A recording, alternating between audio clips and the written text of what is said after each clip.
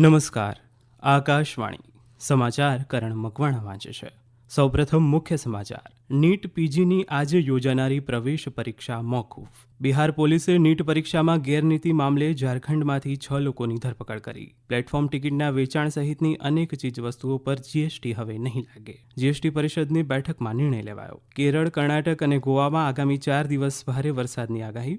ગુજરાતમાં પણ કેટલાક સ્થળોએ વાવાઝોડા સાથે વરસાદની શક્યતા. અને ટી-20 વિશ્વકપ ક્રિકેટમાં ભારતે બાંગ્લાદેશને 50 રનથી હરાવ્યું. Hardik Pandya player of the match. સમાચાર વિગતવાર. આરોગ્ય મંત્રાલયે જણાવ્યું છે કે આજે યોજાનારી નીટ એટલે કે રાષ્ટ્રીય પાત્રતા સહ પ્રવેશ પરીક્ષા અનુસ્નાતકની પ્રવેશ પરીક્ષાને મોકૂફ રાખવામાં આવી છે. પરીક્ષાની નવી તારીખ ટૂંક સમયમાં જાહેર કરવામાં આવશે. કેટલીક સ્પર્ધાત્મક પરીક્ષાઓમાં કથિત ગેરરીતિના તાજેતરના આક્ષેપ બાદ આ નિર્ણય કરવામાં આવ્યો છે. મંત્રાલયે જણાવ્યું કે મેડિકલ વિદ્યાર્થીઓ માટે રાષ્ટ્રીય પરીક્ષા બોર્ડ દ્વારા યોજાનારી નીટ પીજી પ્રવેશ પરીક્ષા પ્રક્રિયાનું મૂલ્યાંકન કરવાનો નિર્ણય કરવામાં આવ્યો છે. આ નિર્ણય વિદ્યાર્થીઓના હિતમાં લેવામાં આવ્યો છે. બિહાર પોલીસે નીટ યુજી પરીક્ષામાં કથિત ગેરરીતિ મામલે ઝારખંડના દેવઘર જિલ્લામાંથી 6 લોકોની ધરપકડ કરી છે. દેવઘરના પેટા વિભાગીય પોલીસ અધિકારી રિત્વિક શ્રીવાસ્તવે જણાવ્યું કે શંકાસ્પદ વ્યક્તિઓને દેવીપુર પોલીસ સ્ટેશન વિસ્તારમાં આવેલા એમ્સ દેવઘર નજીકના એક મકાનમાંથી પકડવામાં આવ્યા હતા. ત્યારબાદ તેમને બિહાર લઈ જવામાં આવ્યા હતા. બિહાર પોલીસનું આર્થિક ગુના એકમ આ મામલાની તપાસ કરી રહ્યું છે. નીટ એટલે કે રાષ્ટ્રીય પાત્રતા સહ પ્રવેશ પરીક્ષાના પરિણામ અંગેના વિવાદ વચ્ચે રાષ્ટ્રીય પરીક્ષા સંસ્થા એનટીએના મહાનિદેશક સુબોધકુમાર સિંહને તેમના પદ પરથી દૂર કરવામાં આવ્યા છે.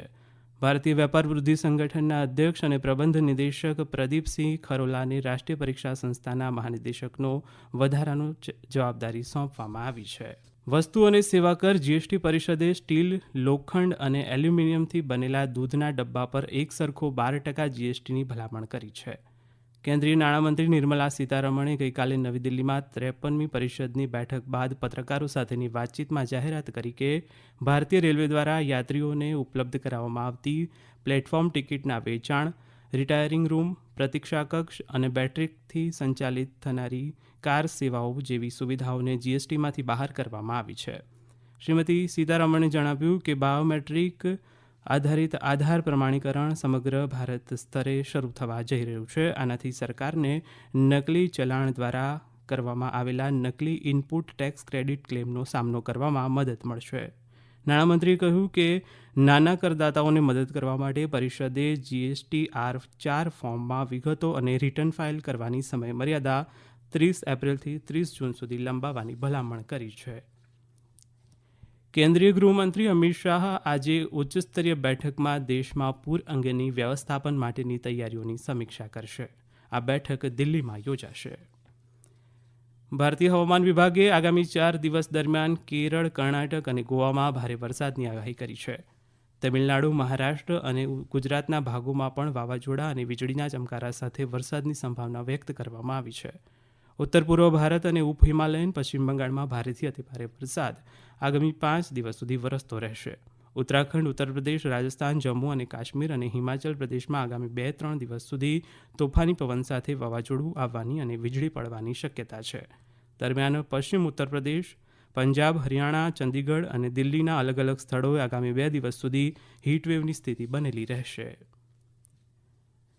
આઈસીસી ટી-20 વિશ્વકપ ક્રિકેટમાં ગઈકાલે રાત્રે એન્ટીગા ખાતે ભારતની ટીમે બાંગ્લાદેશની ટીમને 50 રનથી હરાવી દીધી છે.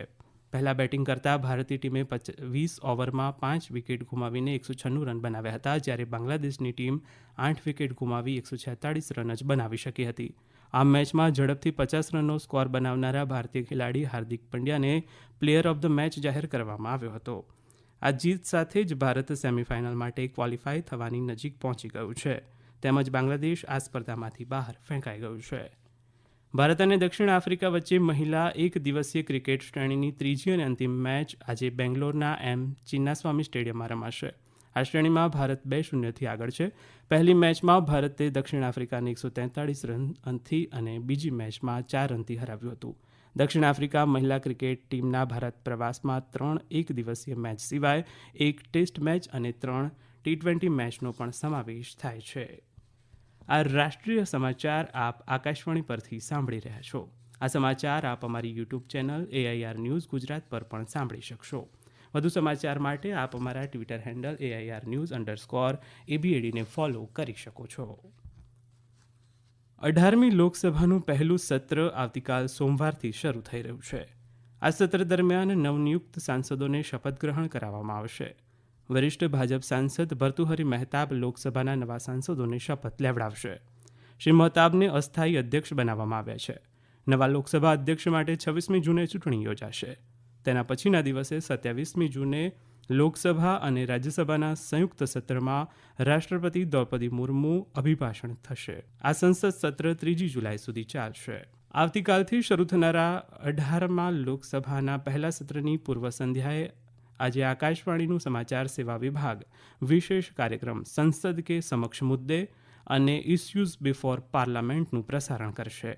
સંસદ કે સમક્ષ મુદ્દે આકાશવાણી ગોલ્ડ અને વધારાના મીટર પર, જ્યારે ઇસ્યુઝ બિફોર પાર્લામેન્ટ રેઇનબો અને વધારાના મીટર પર આજે રાત્રે 9:30 વાગ્યાથી 10 વાગ્યા સુધી સાંભળી શકાશે. આ કાર્યક્રમ અમારી વેબસાઇટ newsonair.com અને YouTube channel news on air official ઉપર પણ ઉપલબ્ધ રહેશે. નવી દિલ્હીની પટિયાલા હાઉસ ખાતે જમ્મુ કાશ્મીરમાં બારામુલ્લા બેઠકથી નવનિયુક્ત સાંસદ રાશિદ એન્જિનિયરની જામીન અરજી સામે જવાબ રજૂ કરવા માટે રાષ્ટ્રીય તપાસ સંસ્થા NIAને સમય આપ્યો છે. બારામુલ્લાના સાંસદ NIAની કસ્ટડીમાં છે અને સાંસદ તરીકે શપથ ગ્રહણ કરવા માટે વચગાળાના જામીન અથવા પેરોલની માંગ કરી રહ્યા છે. રાષ્ટ્રીય તપાસ સંસ્થાએ જણાવ્યું કે અરજી પર સંસદ અધિકારીઓ અને જેલના અધિકારીઓ સાથે ચર્ચા કરવામાં આવી રહી છે. ન્યાયાધીશ કિરણ ગુપ્તાએ આ મામલે જવાબ અને સુનાવણી માટે આગામી 1 જુલાઈની તારીખ નક્કી કરી છે. ભારત અને બાંગ્લાદેશે ગઈકાલે બંને રાષ્ટ્રોની સમૃદ્ધિ માટે કનેક્ટિવિટી, વાણિજ્ય અને સહયોગ વધારવા માટે ભવિષ્ય માટેનું વિઝન શેર કર્યું છે. આ વિઝન ડોક્યુમેન્ટ ભારતના વિકસિત ભારત વિઝન 2047 અને બાંગ્લાદેશના સ્માર્ટ બાંગ્લાદેશ વિઝન 2041ને પ્રતિબિંબિત કરે છે. નવી દિલ્હીમાં ગઈકાલે પ્રધાનમંત્રી નરેન્દ્ર મોદી અને તેમના બાંગ્લાદેશી સમકક્ષ શેખ હસીના વચ્ચે આ દસ્તાવેજોનું આદાન-પ્રદાન કરવામાં આવ્યું હતું. ભારત અને બાંગ્લાદેશ વચ્ચેની દ્વિપક્ષીય વાટાઘાટો બાદ પત્રકારોને સંબોધતા ભારતીય વિદેશ સચિવ વિનય મોહન કવાત્રાએ કહ્યું કે બંને દેશોએ ડિજિટલ પાર્ટનરશિપ અંગેના સમજૂતી કરારના દસ્તાવેજો પર હસ્તાક્ષર કર્યા છે. ટકાઉ ભવિષ્ય માટે ગ્રીન પાર્ટનરશિપ દસ્તાવેજ પર પણ હસ્તાક્ષર કરવામાં આવ્યા છે.